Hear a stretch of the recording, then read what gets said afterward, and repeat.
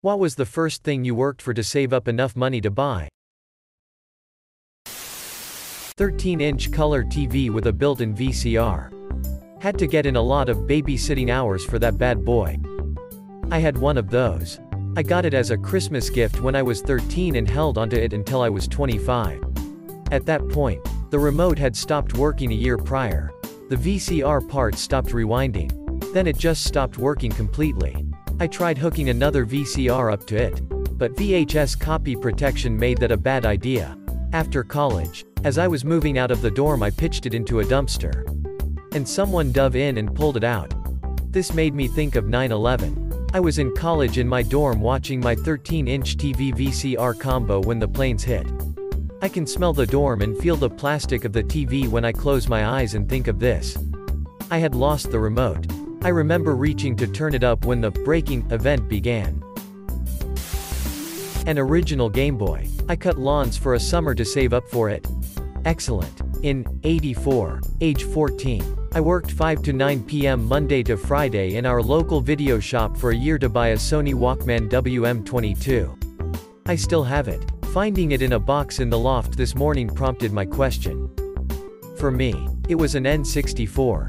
Took about 16 weeks of doing my newspaper route. Totally worth it. I still have mine as well. A mountain bike in high school.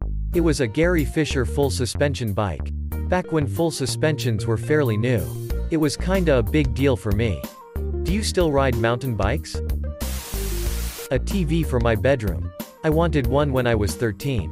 And my parents said that was fine as long as I paid for it myself. So I got a job picking strawberries at a local farm. Yes, I got my TV. But I was so sick of the sight and smell of strawberries that it was at least a year before I could even think about eating them again. I lasted about 2 hours. Made about 25 cents. My dad said that when he was about that age he got a job at a farm carrying hay bales from one side of the barn to the other. I forgot how many he was able to get throughout the day, but it wasn't a lot. Maybe 20. For each hay bale he carried he got paid 25. Yeah, that's a hell no from me lol. I think everyone should have a manual labor or customer service job in high school at least for a little while. It'll teach you a lot of humility and the value of hard work. The people that work these jobs are still people and the work is difficult. Where I live, all the jobs here are already taken and snatched up. Good thing they are building a grocery outlet so I can apply to be a stalker. A trumpet. Professional brand silver trumpet. I wish I still had it. But it was stolen. Renting my first apartment rather than sharing. Must have felt nice to have full control of when the dishes are done. Lol, I regret having this power. I've been living on my own for 5 years and I still don't understand how I generate so much housework alone in my one-bedroom apartment. I feel you. I skip out on my chores for one night. And the next day it feels like a damn frat ran though it. How do I use so many dishes? My very first car. It was in 1998. I was 19 years old when I bought it. A 1987 Chevy Camaro. It needed some work. It looked like shit. But I loved that car. My friends liked it as well. My sister's friends all told me it was garbage. But their parents bought them newer cars that they didn't appreciate. A 1979 Gibson Les Paul custom guitar. I paid $400 for it in 1987 and sold it for $500 a few years later after I bought a Fender which was more my style. Wish I never sold it. It would be worth over $3,500 today. Easy. You got paid $100 to have a nice guitar for a few years. Nice. Easy to regret stuff, but sounds like a win when there's no way to know the future anyway. Yeah, it was a win. It was one of 3 instruments that I sold that I wish I kept. But I don't lose sleep over it. I sold it to a good friend solely because he really wanted and loved that guitar. I was happy that he had it, even though I sold it for more than I paid for it. It was worth more. I was a bit disappointed that my friend foolishly traded the guitar for a crappy guitar that he got distracted by. Sounds like that guitar was just itching to move through owners. I like to think it finally found its perfect match after passing through a few more sets of hands. It was sold by the guy your friend traded it to for way less than it was worth to a woman who gifted it to her addicted son. Then traded for a baggie of smack. Left on hawk at a pawn shop where the guy never paid off the loan. Sold to an old man with no kids and nothing to do with his retirement nest egg. Sold at the estate sale after said old man's passing. Left behind as lost luggage. Stolen by an airport employee. Traded for a bass guitar, which the airport employee subsequently never learned to play. Left at a bus stop. Picked up by a cab driver. Given to the cabbie's nephew, who then sold it to his friend at school, a young Gary Clark Jr., who was just learning the pentatonic scale. Or something like that. I'm now deeply invested in the fictitious travels of this guitar. A hamster. Not just the hamster, as those costed like $7. But the cage. The plastic hamster ball thing. The bedding. The treats, the works. I named him Sam. He lived to be almost 5 years old and he was the best. My mom helped me figure out how much money food costs, and I made sure I had enough money saved at the time of buying him to be able to get him food for at least a whole year. My mom didn't think he'd stay alive longer than that. Wow. Sam lived a long and happy life. He lived way longer than we thought hamsters could live. He had a great personality too. My name is Sam. And ham is me. I am as Sammy as can be. I am your hammy button bro. I am your Samster. Hamstero. My name is Sam. And though I'm small, and might not live for long at all, my pouch is packed with pride. You see, you saved your pennies all for me. Oh yes. Sprague. I can't believe my eyes right now. What a day maker. Food. Lol. I got my first job at 14. As a dishwasher in a bakery. It was about half a mile from the house. And a really nice walk. As we lived in a large city. So there were sidewalks and crosswalks. It was my first job. And the first job I ever really hated. I loved it, too. Cried when I got fired. But I hated the work itself. My hands ached by the end of the day. And my feet would throb. I have very high arches. And didn't have any idea at the time. I loved doing it, though. I loved that I was helping my family. And I loved my coworkers. I eventually got fired because the higher-up boss found out my manager had hired me under the table, something I didn't even know at the time. I used the money mainly to buy groceries and help with the bills. My mom was a single parent who worked 2 full-time jobs and raised her own 2 sons, as well as a boy from our neighborhood who had been effectively abandoned by his mother. And my mom raised him for 8 years or so. She also helped take care of our roommate's 2 toddlers. Because the roommate, also a single mom, was only working for minimum wage. In addition to all of that, there was a constant line of kids coming in and out of our home. From where one of the kids in our neighborhood needed a place to stay because of an abusive parent. Or their parents just didn't care enough about where they were. She would work herself half to death taking care of anyone and everyone she could. She cooked meals for at least 3 different families.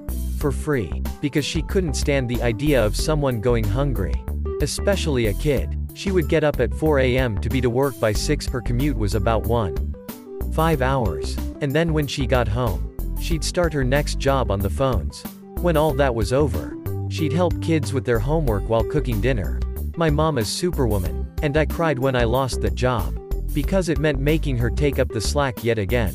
Eventually, I got another job. And we moved somewhere cheaper. Working to help my mom was one of the most fulfilling things I ever did. And watching her struggle and work herself so hard, while knowing how much better she deserved, forged my politics at a young age.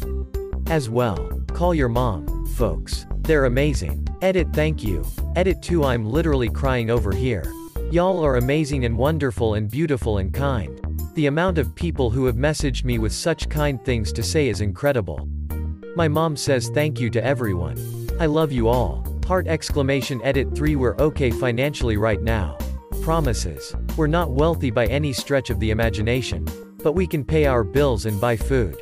The biggest hurdle right now is trying to find a used trailer to move onto some land. And get dental work done for my mom. I promise we'll be alright. You're all such incredible people. So amazing. I'm in awe. Clothing that didn't come from Kmart. That was my husband. He's still so proud when he talks about shopping at the mall for the first time with his first real paycheck as a teen. I was 18 living with a friend and I saved 2 paychecks to buy a mattress and box springs. I took my friend who was a student and my friend who was in the military so could get 2 discounts. Paid $179. And slept on that thing for 6 years. Worked 2 jobs and sold plasma while in college a few years ago to take my then girlfriend and myself to Europe. Neither of us had ever really traveled before. And she was always worried she'd get stuck and never get a chance to see the world. Thought bringing her along was a huge waste of money for the longest time after we broke up. But she died recently and I found out she kept a box of mementos from our trip. In hindsight, I think that was probably the best money I ever spent. That's something, ain't it? You gifted her something that she cherished her whole life. Now, that's a gift. Now these are the kind of gifts I want to be giving. It's definitely hard to do, but giving people things they always dreamed of having or even experiences will do it. Yeah, my mom wants to take this boat cruise she saw in Europe. $6K ticket. And she doesn't want to go alone. I don't know, man. $12K on a cruise. Maybe if GME explodes. Clothes. I grew up poor, often going to school with jeans that I grew out of a year ago. They would be tight and would get like high waters while everyone else had well-fitting or baggy jeans.